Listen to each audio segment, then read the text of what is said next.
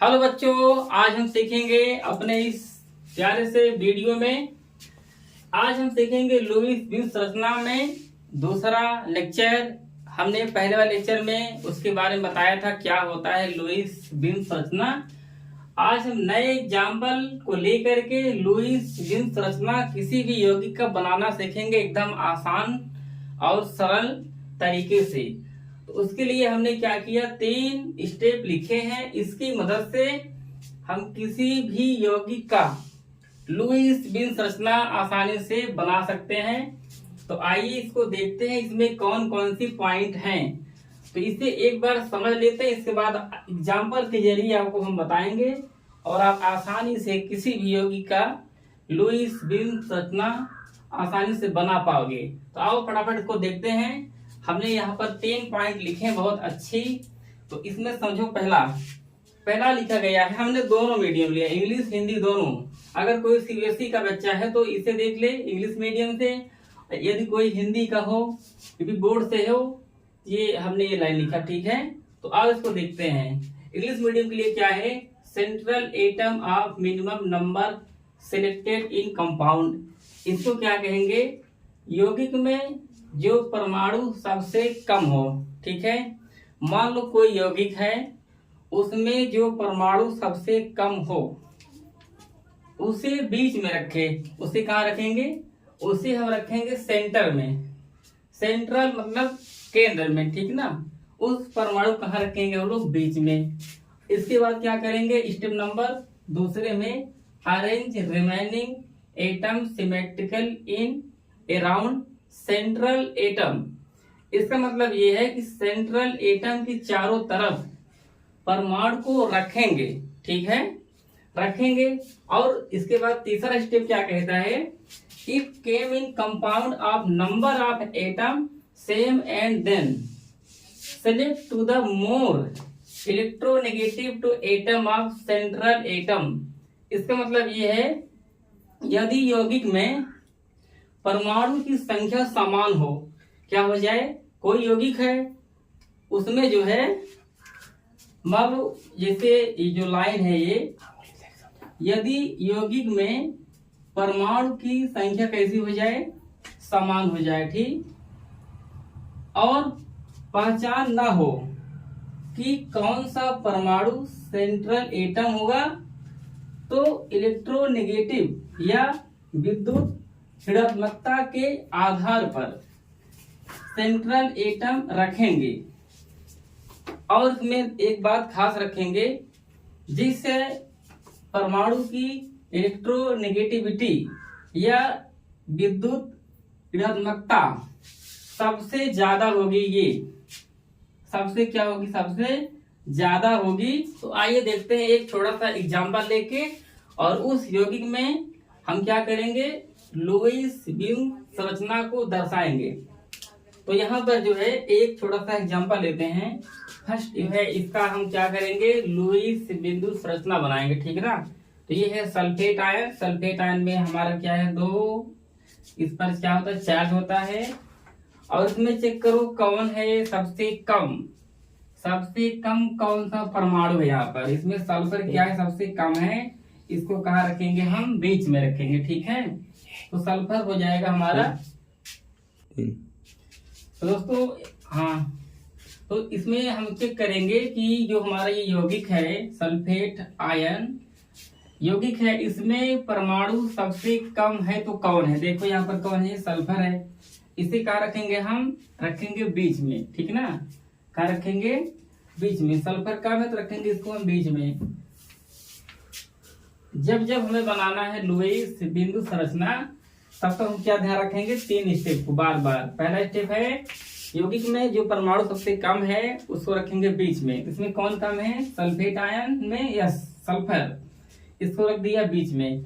अब जो ज्यादा है ना, उसको क्या करेंगे, सेंट्रल एटम, मतलब ये जो बीच का एटम है, ये जो हमारा सल्फर है, इसके चारों तरफ जो बचा है ना, उसको हम लिखेंगे, ठीक। यहाँ पर कौन बचा है, ऑक्सीजन। कितनी बार है, 4 बार।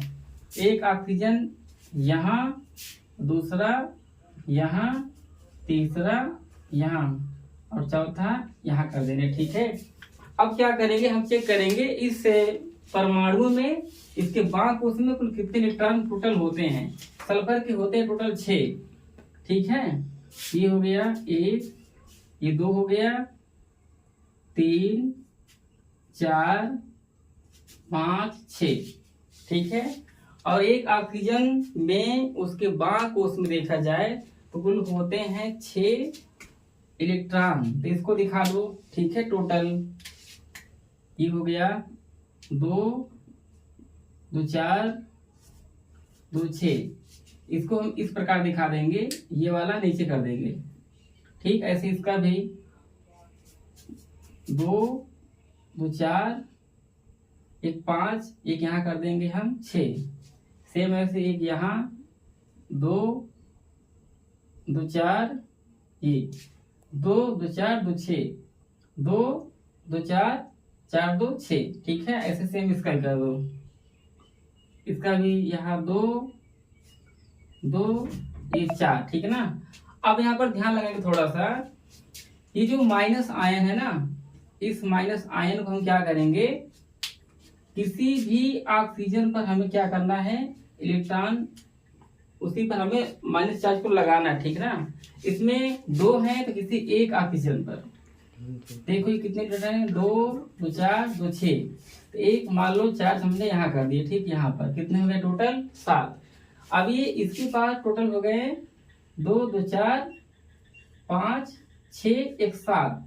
अब एक बॉन्ड की जरूरत, मतलब एक इलेक्ट्रॉन की जरूरत है। ठीक है, जो क्या करेगा, इससे बॉन्ड बना लेगा, इससे बॉन्ड बनाएगा। ठीक, तो इसको हम ऐसे दिखा सकते हैं, या हम दिखा सकते हैं इसको कुछ इस प्रकार से,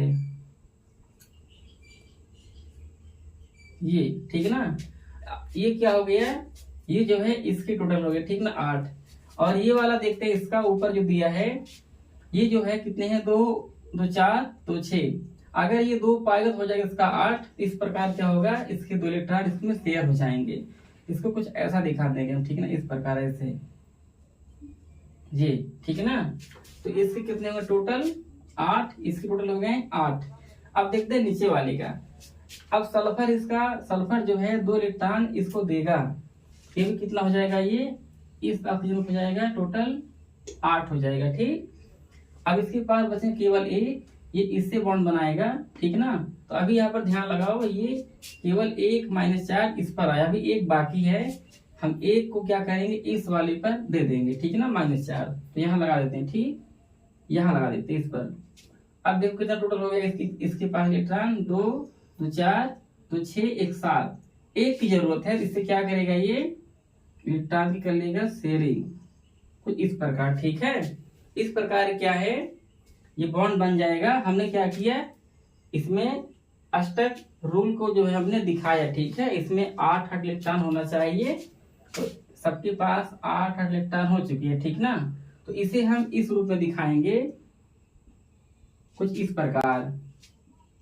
ये सल्फर है, इसमें होते हैं कितने टोटल 6 इलेक्ट्रॉन। ठीक है, और ऑक्सीजन में होता है टोटल कितना 6।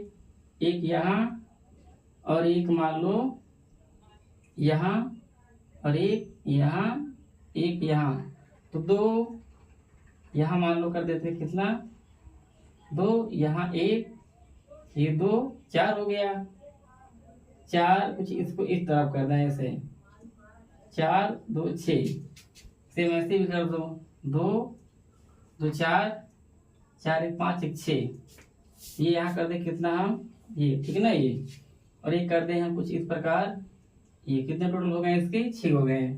यहाँ भी कर दो, एक यहाँ, 2, 2, 4, एक यहाँ कर देते हैं। ठीक ना, अब क्या करेंगे, इसको हम बॉन्ड जो है इसको हम क्या करेंगे, शेयरिंग करा देंगे। ठीक, तो शेयरिंग करा देते हैं। यहाँ पर ये जो है सल्फर का बॉन्ड बनाएगा इससे, ये क्या हो गया, स्टेबल हो गया।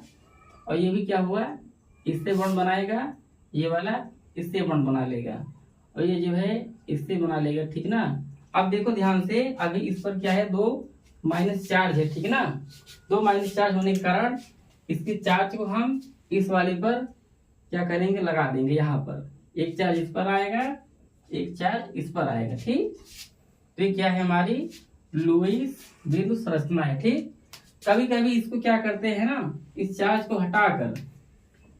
को हटाकर कभी कभी हम इसको इस रूप में दिखाते हैं। ठीक, पूरा ये कभी कभी हम इसको ऐसे दिखा देते। ठीक, तो इसकी एक संरचना बनी। एक और थी जो हमने इस पर चार्ज लगाया था, ये नहीं था, दो हो गई। और हमने क्या किया, इसका एक नया रूप लिया। जब चार्ज हटाया, यहाँ का हमने क्या किया, ब्रैकेट लगाया, कर दिए चार्ज इस पर। ठीक ना, ये इसकी क्या है, ये तीव्र रूप से हम इसकी संरचना देख सकते हैं। ठीक, और खास करके जो मेन हमारी क्या है, ये ठीक ना, ये लुईस बिंदु ये हमारी क्या है, मुख्य है।